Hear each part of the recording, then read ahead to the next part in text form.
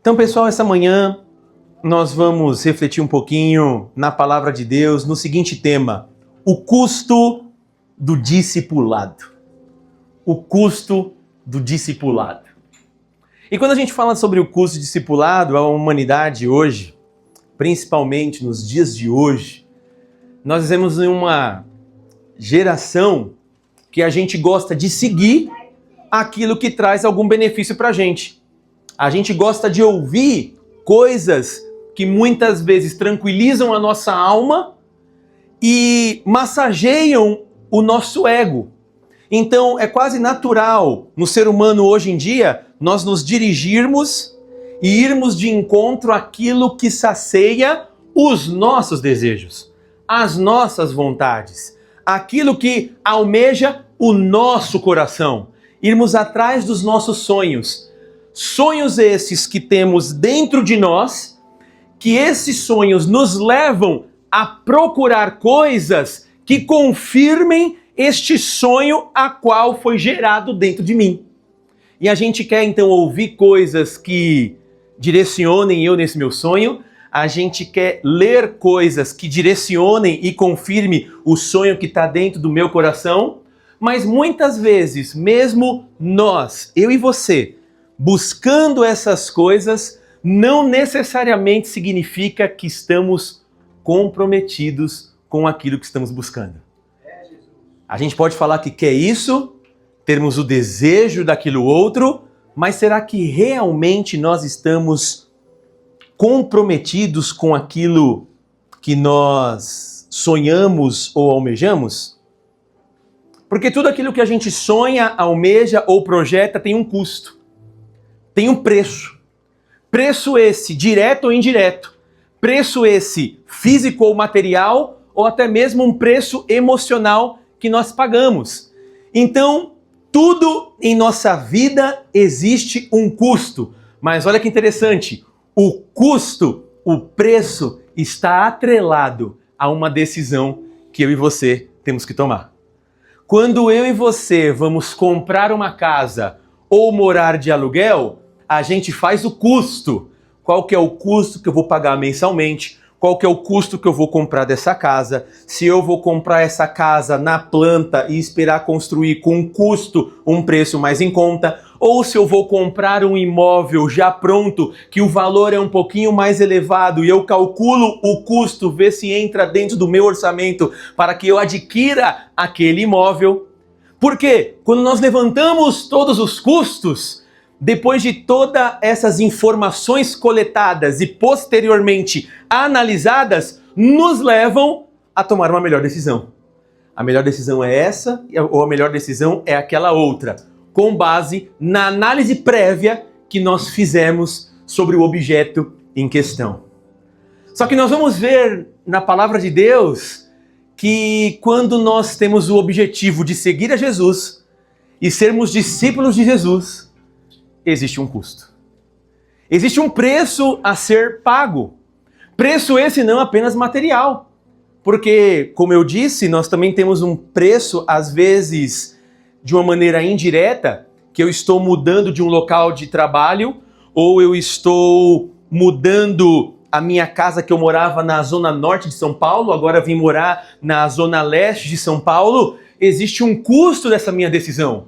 Um custo dependendo indireto, que é as emoções. Eu vou ter que ver uma nova logística de trabalho, se eu vou ficar perto ou longe. O custo de mudar de escola, aonde eu vou me afastar de algumas amizades, de alguns amigos. Não é a perda da amizade e amigos, mas é o afastamento. Mas, consequentemente, esse custo que eu estou tendo vai me aproximar de outras pessoas, de novas possibilidades, de novas oportunidades de conhecer pessoas novas, gerando assim novas amizades. Então, tudo que a gente faz na nossa vida, existe um custo, um preço, direto ou indireto.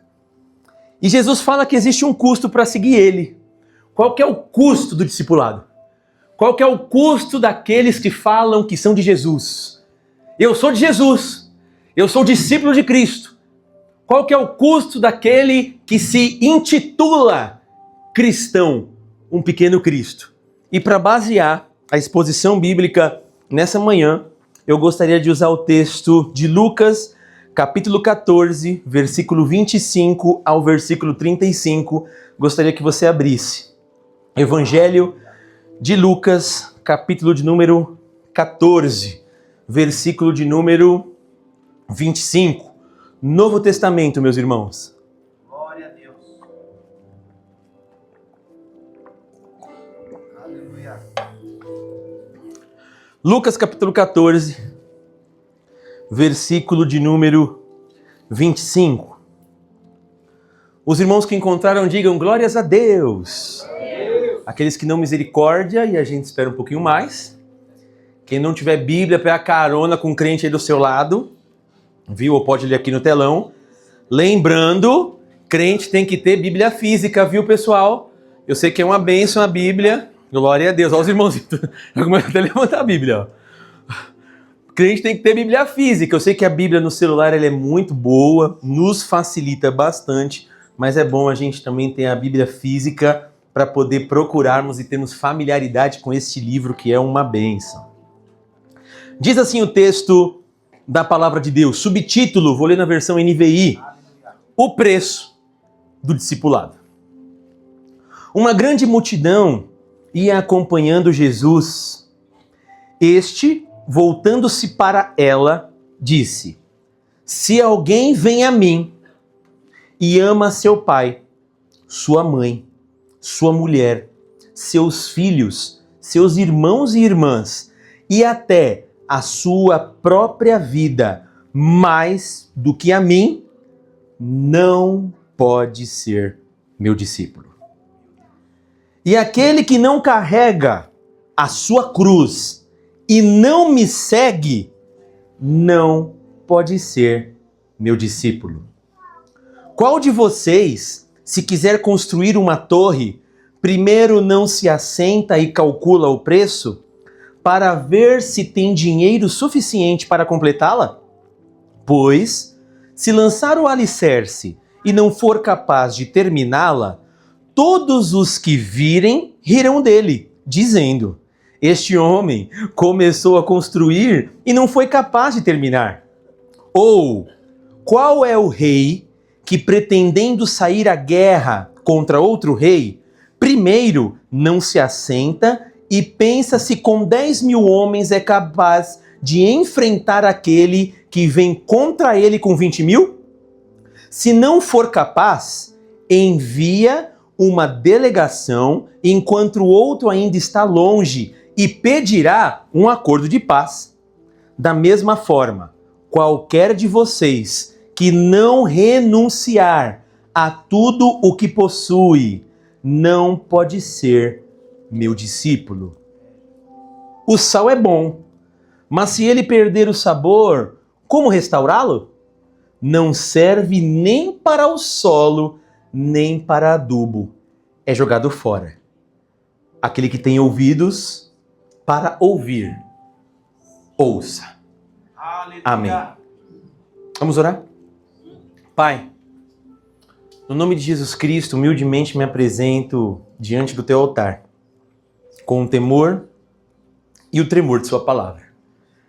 Te peço perdão de todos os meus pecados que eu tenho cometido, no olhar, nos meus pensamentos, no meu falar, até mesmo nos meus gestos e as minhas atitudes. Eu te peço perdão.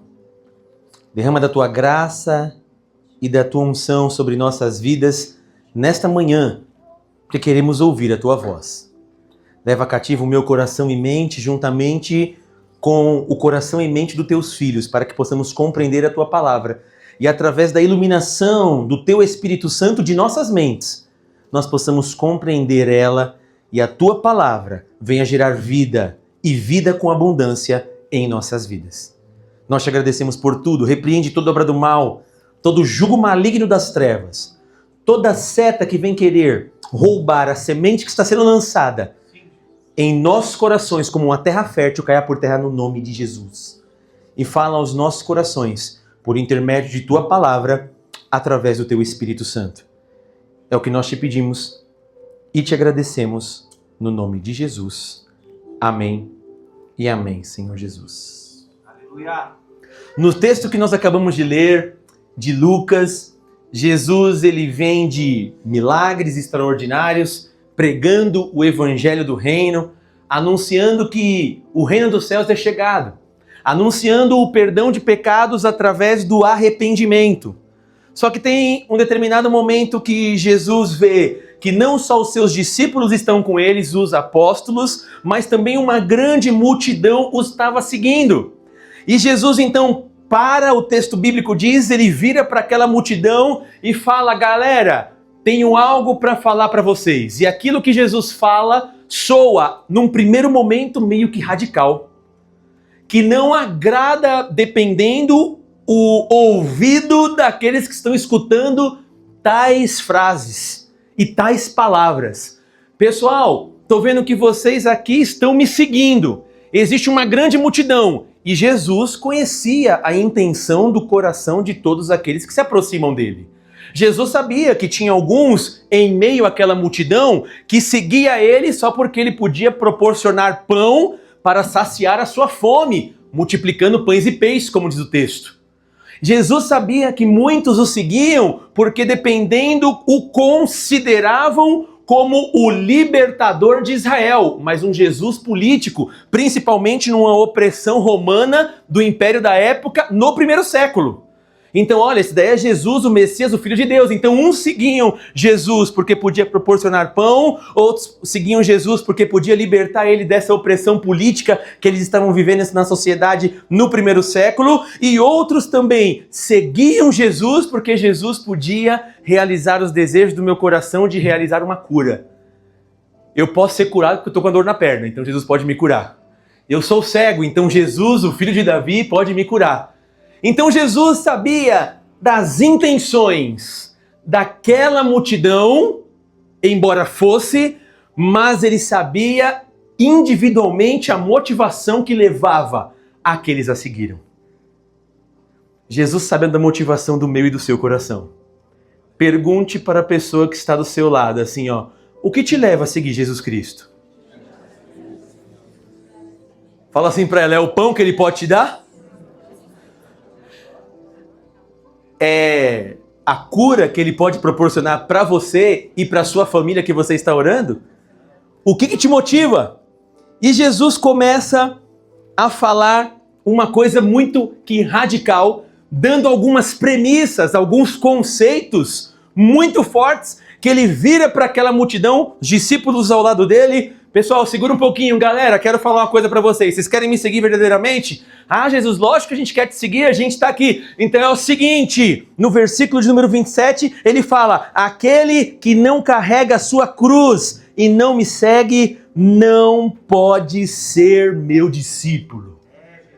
Jesus começa falando isso: aquele que não carrega a sua cruz e não me segue, não pode ser meu discípulo. O conceito que Jesus está usando aqui é aquele seguinte, ó: quer vir após mim? Negue-se a si mesmo, tome a sua cruz e siga-me. Você, Renato, quer me seguir? Ah, eu quero. Então eu estou te seguindo, Jesus. Não, Renato, segura aí.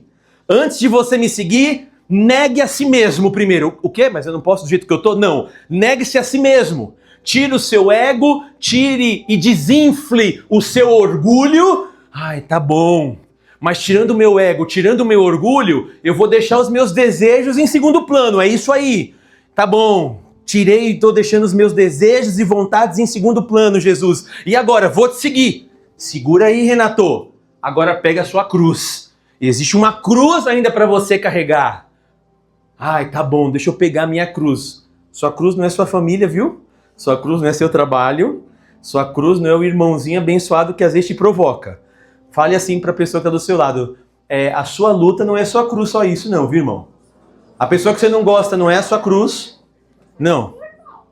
É uma cruz de Cristo que ele fala no texto, de uma renúncia.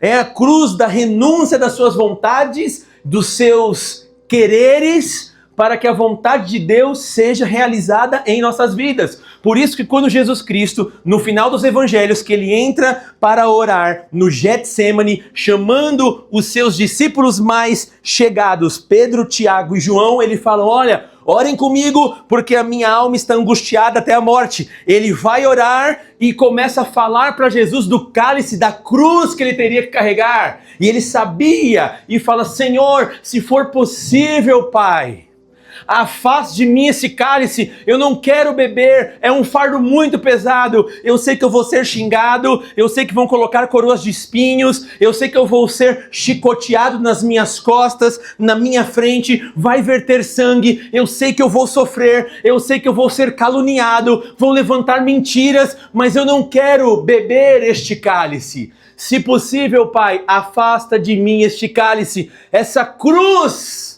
que é a tua vontade sobre a minha vida. Mas, porém, não seja feita a minha vontade, mas a tua vontade. Porque Jesus sabia, e Paulo relata em Romanos capítulo 12 também, porque a vontade do Senhor, ela é boa, perfeita e agradável. Ele fala, existe uma cruz, se você quiser me seguir. E Jesus vai oferecendo para os discípulos em João capítulo 14, 3 condições para que o discípulo verdadeiro o siga.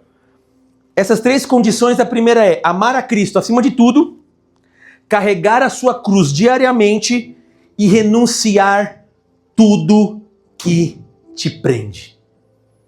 E ele vai ensinando isso. Você quer me seguir? Você vai ter que me amar acima de todas as coisas. Você quer me seguir? Quero o Senhor Jesus Cristo. Você vai ter que carregar a sua cruz diariamente. Você quer me seguir? Quero. Você vai ter que renunciar tudo aquilo que prende você. Aleluia. Só que isso, quando Jesus fala, confronta diretamente, pessoal, a cultura da época. Você viu o texto que Jesus falou? Aquele que não aborrecer pai e mãe, ou ama mais pai e mãe, irmãos, filho, ele pega logo no vínculo familiar. Mais do que a mim, não é digno de ser meu discípulo e não pode me seguir. Jesus Cristo vai contra toda aquela cultura, principalmente da época, porque a cultura familiar, principalmente para o povo judeu, meus irmãos, é muito importante. Qual que é a cultura? Era uma cultura que tinha ali da família, dos antepassados. Ah, quem que é você, Renato? Olha a cultura do judeu. Quem que é você, Renato? Eu sou Renato, filho de Enéas e neto de Odete. Ou seja, a minha identidade pessoal, cultural, no meio da sociedade a qual eu estava vivendo, era familiar. Ah, o Renato é o filho do Enéas. Ah, o Renato é filho o neto da Odete. Conheço essa família, é uma família tradicional, família essa que detém posses, família essa que nós conhecemos. E a gente vê isso muito nas genealogias. Olha, eu sou Jacó, filho de Isaac, neto de Abraão. Era muito importante essa cultura e Jesus vem de encontro falando, galera, se vocês querem me seguir, vocês vão ter que amar mais a mim e vão aborrecer pai, mãe, irmão, filho e até a própria vida. Jesus entra logo nos vínculos mais fortes da vida de um ser humano. Qual que é? O vínculo familiar. Porque o vínculo familiar e também o vínculo da sobrevivência, da existência, é o que o ser humano tem mais de forte. Tudo que a gente faz, a maioria das vezes, gira em torno para quê? Da nossa família. Se eu quero ganhar mais, é para poder abençoar a minha família, proporcionar conforto, lazer, viagem. Tudo que eu falo, tudo que eu faço, realizo, gira em torno da minha família. Jesus então vem colocar isso em xeque.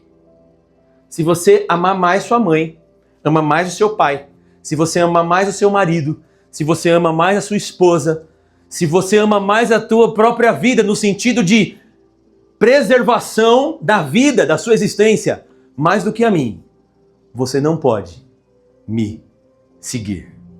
Você não pode ser meu discípulo. E gostaria então de ressaltar duas coisas dessa manhã para que a gente possa refletir nessa mensagem de Jesus falando sobre o custo, o preço de ser um discípulo de Jesus. Primeira lição que a gente aprende com esse texto: chamado à renúncia. Aprenda a aparentemente perder para ganhar com Deus. Numa cultura que a gente não quer perder nunca. Numa cultura que a gente tem que querer andar em vitória, de glória em glória, e temos que transparecer uma imagem que nós sempre estamos bem. A gente nunca pode demonstrar fraqueza. Isso é o ser humano. A gente não quer perder. Só que o chamado à renúncia que Cristo faz é o seguinte: aprenda aparentemente a perder para ganhar com Deus. Lucas capítulo 14, versículo número 26. Olha o que diz o texto da palavra de Deus.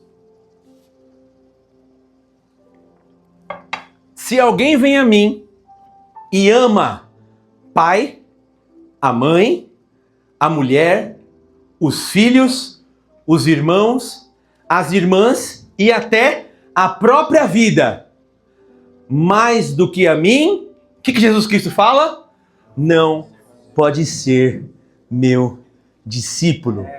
Declaração chocante, vínculo familiar. Pergunte para o pessoal que está do seu lado: você ama sua esposa? Ou você ama o seu marido? Você ama mais ela do que Jesus? Vamos lá. Você ama seus filhos? Quem é pai aqui sabe. Ama seus filhos? Obviamente, pastor. Como eu não vou amar meus filhos? Você ama mais o seu filho do que Jesus? Olha só. Irmão de sangue, crescemos junto. Você ama mais ele do que Jesus? Se você amar, você ama mais sua própria vida do que Jesus? E se Jesus falasse para você: você será martirizado porque está pregando o meu evangelho, como tantos apóstolos foram martirizados, você teria essa disposição de falar: eu quero morrer e morreria por Jesus Cristo? Se apontam uma arma na minha e na sua cabeça e falam: nega Jesus ou morre, você negaria Jesus? Ou falava assim: quer saber de uma coisa? Eu nego agora de boca, mas Deus conhece meu coração. Não, né? Glória a Deus. Ou seja, eu estou disposto a morrer por Jesus Cristo, mas eu não abro mão. Mas para isso, Renato, você vai deixar sua esposa e seu filho, que às vezes dependem de você. Está disposto a morrer pelo evangelho? Está disposto a pagar esse preço? E mesmo se na terra eles precisarem sofrer, aparentemente, mas você vai pagar o preço por seguir Jesus com a sua própria vida, como tantos apóstolos e missionários fizeram. Você teria condições de deixar a Cadine e o seu filho Pedro para eles poderem viver nessa terra por enquanto que você morre e vai morar no céu? Teria coragem de fazer isso, Renato? Porque se você amar mais ao ponto de não me obedecer, você não pode ser meu discípulo. Se você tiver mais amor pela sua própria vida, mais do que a mim, você não pode ser meu discípulo. Mas é interessante que nessa versão que nós lemos, a NVI, ele fala do amor. Mas em outras traduções, como a João Ferreira de Almeida, fala sobre aborrecer. Aquele que quer me seguir, mas não aborrece pai e mãe, só que o aborrecer no grego é a palavra miséu. Essa palavra miséu é como se fosse o ódio. E o ódio, a etimologia é a indiferença. Não é um ódio literal que ele está falando. Só que é a indiferença. Jesus está falando: aquele que coloca pessoas em prioridade mais do que a mim mesmo, não pode ser meu discípulo. Por que Jesus está falando isso? Porque dependendo de algumas decisões que eu e você vamos tomar para seguir Jesus, você vai aborrecer papai, você vai aborrecer mamãe, você vai aborrecer o amiguinho do lado, você vai perder às vezes amizades para poder seguir a Jesus. Só que às vezes a gente se preocupa em muito mais agradar as pessoas e não queremos perder amizades e vínculos, irmãos. A gente se preocupa muito com a opinião alheia. E Jesus fala, olha, se você não priorizar a mim em primeiro lugar, eu desejo de você, Renato, e de vocês que querem ser meus discípulos, prioridade absoluta. Vocês têm que renunciar. E renúncia essa que muitas vezes vão fazer pessoas se afastarem de você. Devido ao seu comportamento, devido à sua agora filosofia de vida e ideologia cristã que você tem. Vai te afastar. Só que você fala, eu não queria me afastar porque meu marido não gostou, porque minha irmã não gostou, porque meu amigo não gostou. Deixa eles não gostar. Você está priorizando eles ou a mim? Ah, não vou para a igreja porque minha mãe não gosta. Mãe, fica então sem gostar. Estarei indo celebrar e cultuar ao Senhor. Vou te deserdar. Vou ficar sem grana, que eu fique sem grana, mas eu não abro mão de Jesus. Existe um preço a ser pago. Jesus está mostrando, me seguir existe um preço de renúncia, pessoal. Estou vendo essa grande multidão, sei que eu posso saciar a fome de vocês. Sei que eu posso tirar esse fardo pesado do coração de vocês, das costas de vocês, essa carga. Vinde a mim todos que estáis cansados e sobrecarregados, e eu vos aliviarei. E aprendei de mim, que sou manso e humilde de coração. Obrigado, abençoada. Jesus, ele exige prioridade absoluta. Dietrich Bonhoeffer, um teólogo alemão, que viveu na Segunda Guerra Mundial no seu auge, fala uma coisa muito interessante no seu livro, O Custo do Discipulado. Fala assim, quando Cristo chama um homem, ele o convida a vir morrer. Renato, tô te chamando, ótimo, pra quê? Pra você vir morrer, filho. Morrer pra você mesmo, morrer para suas vontades, morrer para os seus próprios desejos terrenos, porque agora você vai viver a sua vida inteiramente para mim.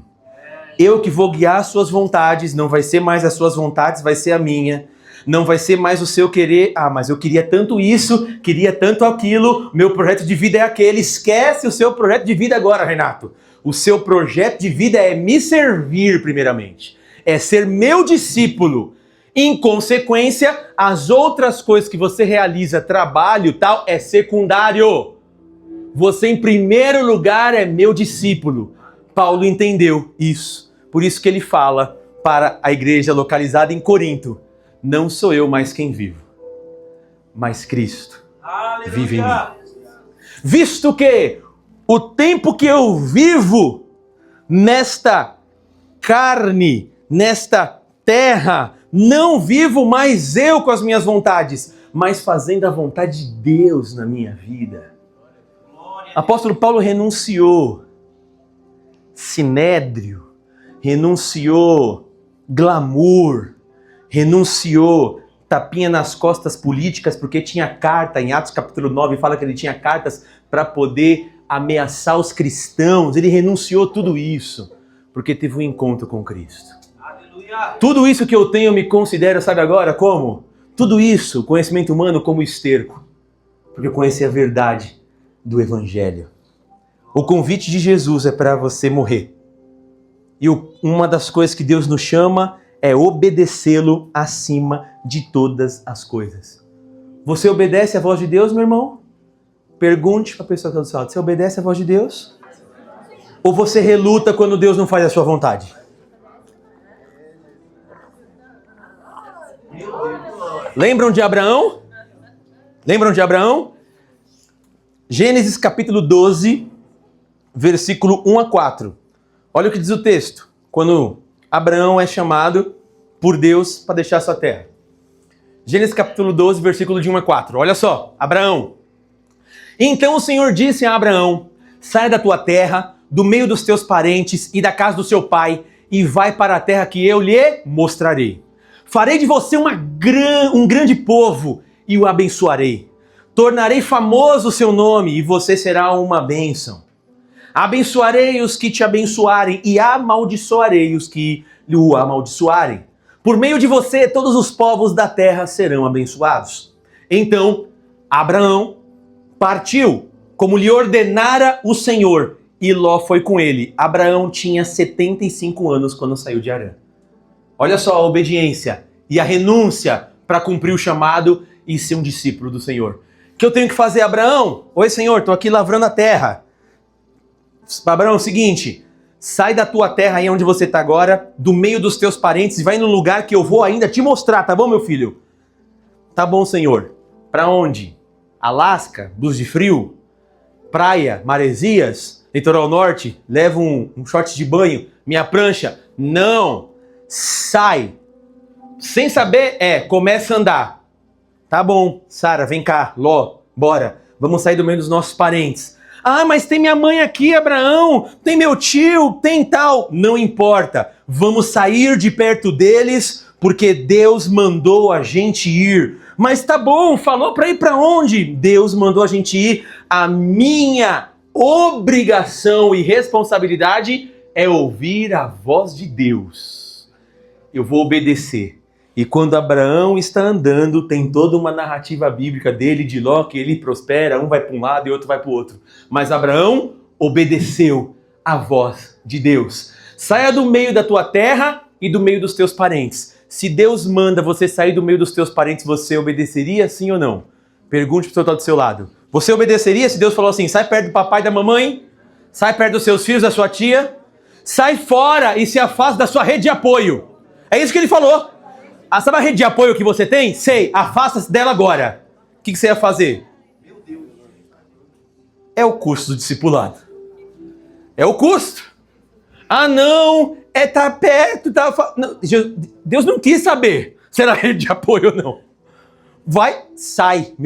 Abraão tinha o quê? Eu sou servo de Deus. Deus me chamou, ele provém tudo. Ele faz todas as coisas. Eu vou fazer. Ele pega e sai. Obediência a Deus. Obediência a Deus. Sabe qual que é a essência do discipulado? Nada pode ser mais importante na minha e na sua vida do que obedecer à voz de Deus. Só que daí, sabe o que acontece em Gênesis capítulo 22? Abraão tem o seu filho Isaac, que Deus fala, Isaque, Abraão, você vai agora sacrificar o seu filho. Ó, obediência. O quê? Vai até o Monte Moriá que você vai sacrificar o seu filho, você vai oferecer ele como holocausto. Tá bom então, Senhor. Não fala nada pro menino já grande. Lá vai Abraão, Isaac. Oi, pai. Vamos lá que a gente vai levantar um holocausto para Deus. Vamos fazer um culto de adoração pro Senhor ali. Ai, que legal, pai. Vamos sacrificar. Não sabia nem que tava na hora, porque a gente tem as festas, né? Não, vamos agora, tá bom. O que eu levo? Pega aí a lenha, pega tudo. Tá bom? Ô, pai, que legal. O Senhor vai me levar para lá. Pegou a lenha. Abraão foi, pegou as partes das brasas para tocar o fogo, pegou o cutelo, a faca e levou, chamou uma comitiva de servos, foi, quando olhou o monte pertinho ali, eles foram chegando e falou, galera, fica aqui que eu vou com meu filho ali, já volto para adorar. Tá bom, Senhor, tá bom, vamos lá, filho. O filho andando, segurando a lenha na mão, ó o filho inocente, segurando a lenha na mão, oh, que legal, a gente vai adorar com o pai. Ô papai, que legal, meu, eu tô vendo que a gente vai sacrificar o Senhor, né, imolar o cordeiro. Ô pai, tô vendo que eu tô com a lenha, o senhor já pegou esse machado que o senhor ficou afiando essa manhã inteira. Cadê o cordeiro? Pra gente poder imolar. Eu imagino Abraão chegando nele e falando, Deus proverá o cordeiro, meu filho. Deus proverá o cordeiro. Nem sabia que era ele. O que Abraão fez? O texto bíblico diz, depois vocês leiam, Gênesis 22. Ele pega o menino, amarra. Imagine você amarrando seu filho. Amarra os pés do seu filho. Você amarra as mãos do seu filho, tudo amarradinho. Você acha que a Bíblia não fala? Você acha que Isaac deve ter ficado quieto? A Bíblia não relata isso. Ele amarrou seu filho e colocou em cima do altar. Pegou o machado. É agora. Imagine o filho vendo. Pai, o que você vai fazer? Deus mandou. E eu obedeço aquilo que Deus manda. Abraão, o anjo falou, não faça mal, menino. Agora percebi que você teme ao Senhor e o obedece. Naquele exato momento tinha um cordeiro ali, amarrado ali, com seus bode, amarrado com seus chifres, num galho, Abraão pega, desamarra o menino, sacrifica e louva a Deus. Nós vemos isso também lá depois do Novo Testamento, falando que Abraão fez isso porque sabia que Deus era tão poderoso para poder ressuscitar o filho se ele morresse. Aleluia. Mas Abraão obedeceu. Você obedeceria a Deus? O discipulado envolve renúncia e obediência à voz de Deus. Eu tenho que renunciar. Eu tenho que renunciar para poder obedecer ao Senhor. Pergunte para a pessoa que está do seu lado. Você é discípulo de Jesus? Está vendo que tem um custo para seguir Jesus? Porque é diferente. Eu segui Jesus com base na minha perspectiva de seguir. Porque eu sigo Jesus com algumas ressalvas que eu coloco. É fácil seguir Jesus. Eu vou seguir o Senhor porque eu vou seguir essa parte aqui eu não vou seguir. Essa aqui eu não consigo, essa daqui é assim eu faço, tal. É fácil, eu determino as regras para seguir. Não! A Bíblia, o próprio Cristo, já determina a regra. Quem faz a regra para seguir não é eu e nem você. Ele fala, se você não aborrecer pai, mãe, filhos, irmãos, não renunciar à sua vontade, não pegar a sua cruz, Renato, você não pode ser meu discípulo. Você estará me seguindo como a multidão, mas discípulo meu você não é. Você pode ser um apreciador, gosta de vir porque tem um bom louvor, gosta de vir porque tem a palavra, porque tem os irmãos, a gente comemora e toma café. Mas meu discípulo não é. Porque você me segue, mas não renuncia a nada. Só que esse evangelho que você está seguindo é muito aceito nas esferas, é muito aceito nas academias, é muito aceito nas universidades. Por quê? Você não precisa se posicionar com nada. É muito aceito esse evangelho. Você não precisa falar, não concordo com isso. Por quê? Porque a Bíblia diz assim. E eu não concordo com isso. Tá bom, é o meu pensamento, mas você não se posiciona. Porque a gente quer ser agradável. A Bíblia diz, se você quer ser amigo do mundo, você se constitui inimigo de Deus. Não existe ser amigo de Deus e amigo do mundo. Segunda coisa que a gente aprende, contar o custo. Qual o preço da minha decisão? Se eu e você somos cristãos e discípulos de Cristo, a gente tem que contar o preço disso. Espera aí, vou seguir a Jesus? Vou. Existe um preço que eu tenho que pagar. Não é conforme eu quero seguir Ele. Não sou eu que determino os padrões e a tábua de valores para seguir. É Ele que determina. Tá bom, o que isso vai me custar? Seguir a Jesus, guarde isso. Custa muito. Seguir a Jesus e falar que é discípulo de Jesus custa muito. E Jesus estava ensinando os apóstolos e virou e queria ensinar a multidão. Olha o que diz o texto bíblico em Lucas, capítulo 14, versículo 28, que nós lemos. Lucas 14, verso de número 28. Qual de vocês, se quiser construir uma torre, não senta primeiro para calcular o preço e verificar se tem dinheiro suficiente para completá-la? Jesus está mostrando o seguinte, se você quiser ser meu discípulo, você vai ter que planejar o custo. Você vai ter que ver se você vai querer me seguir mesmo. Porque vai te custar algo. Porque não tem como você, igual uma torre, vou começar a construir na emoção. Vou começar a servir Jesus na empolgação. Vou começar a seguir Jesus porque tem um hype do momento. E tem um monte de gente que começou a seguir Jesus e se intitula cristão. Mas a vida não condiz com a realidade que fala que crê. Aí o que acontece? Vou porque eu estou empolgado e tem todo mundo me seguindo. Jesus fala, não faça isso. Analise o custo. Porque se você for o meu discípulo, tem um custo. É igual a torre. Porque se você começar a construir, começar a fazer e não conseguir completar essa torre, todo mundo que vai estar aqui do lado fala, nossa, tá vendo? Foi numa empolgação. Tava mó empolgado, mas agora nem conseguiu construir. Lançou os alicerces, nem construir. A Bíblia diz, vão rir dele. Ou seja, se você falar que vai ser de Jesus, calcule o custo da renúncia. Calcule o custo de vou ter que negar uma série de coisas para seguir ao Senhor. Mas sobre mim vai ter um peso de glória. Aleluia. Mas eu vou ter que pagar esse preço. Não existe seguir a Jesus sem pagar um preço, meus irmãos. Não existe. A gente vê isso, quer ver? Mateus capítulo 19, versículo 26, o jovem rico. Mateus capítulo 19, versículo 26. O jovem rico era um jovem que Jesus estava pregando, chega até ele, era uma pessoa, olha só, conhecia o Senhor, guardava alguns mandamentos, ele conhecia. Olha o que esse jovem chega para Jesus e fala. Um jovem, se aproximando-se de Jesus, lhe perguntou: Mestre, que farei de bom para ter a vida eterna? Por que você me pergunta sobre o que é bom? Jesus respondeu: há somente um que é bom. Se você quer entrar na vida, obedeça aos mandamentos, meu filho. Quais? Perguntou. Jesus respondeu: não assassine, não adultere, não furte, não dê falso testemunho falando mal dos outros, honre seu pai e sua mãe, ame o seu próximo como a você mesmo.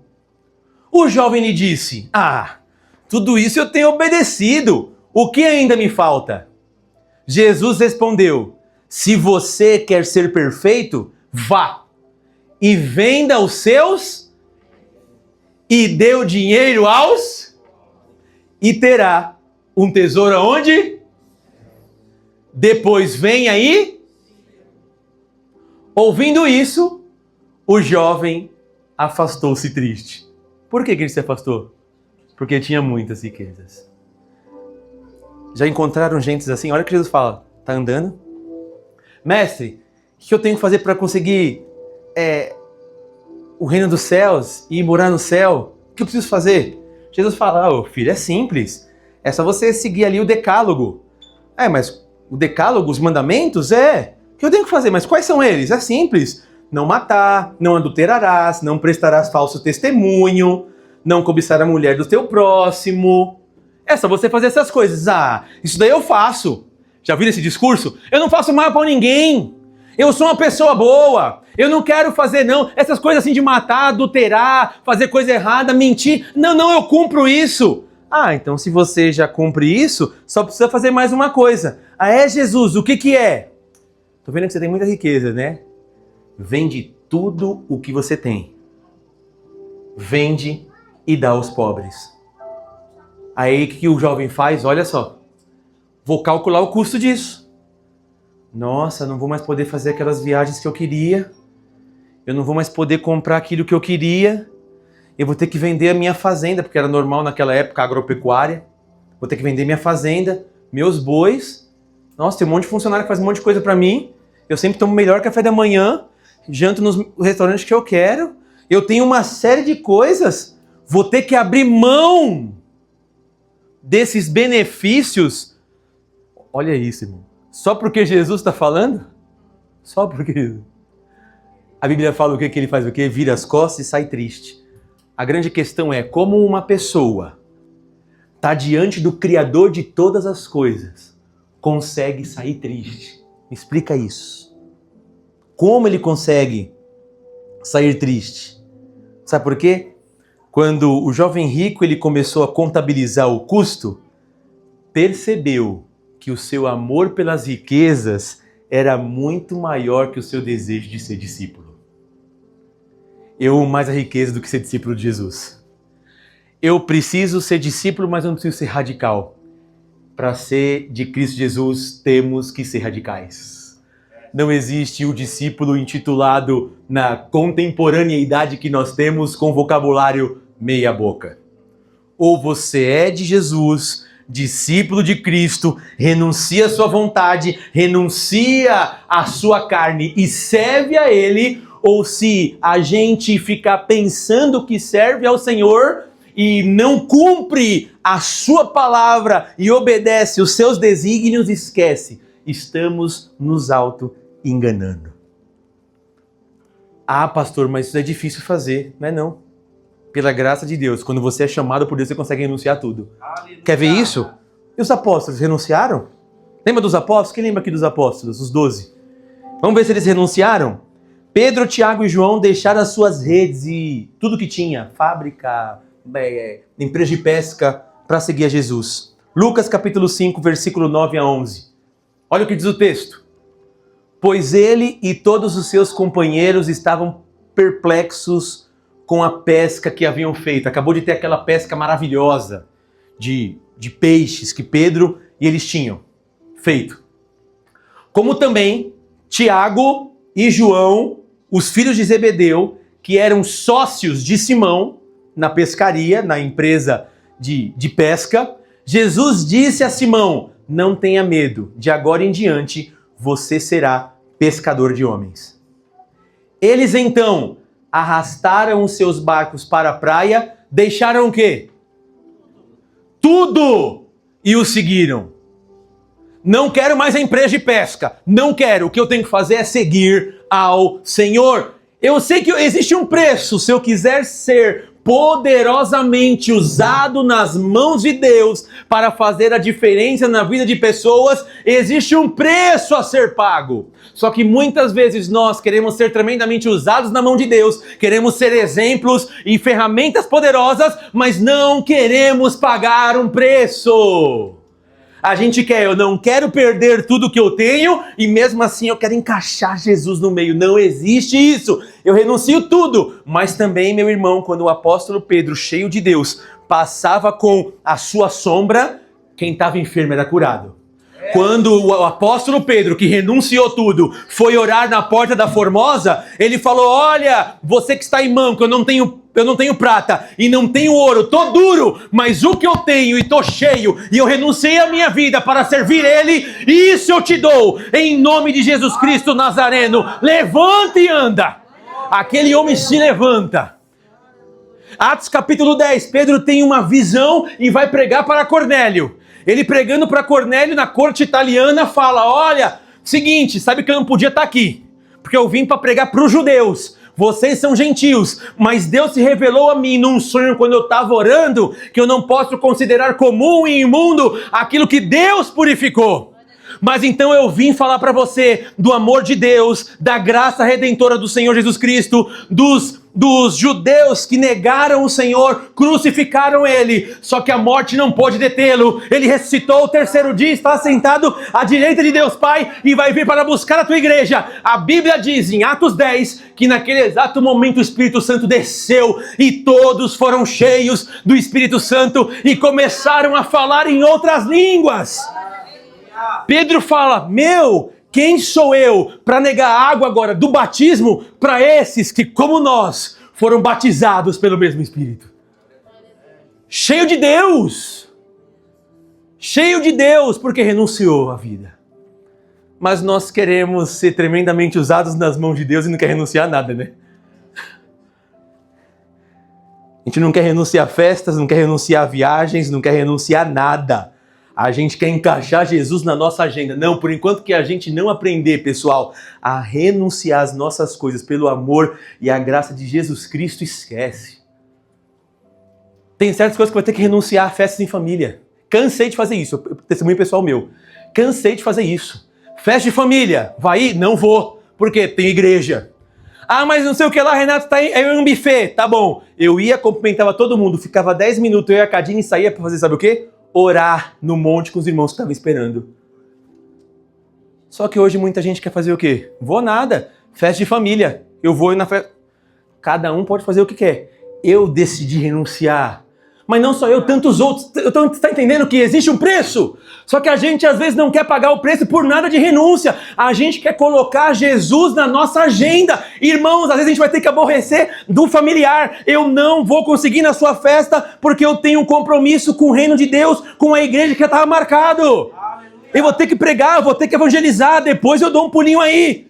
Mas a gente acha, olha só, a gente desmarca as coisas de Deus, mas não desmarca as coisas de família.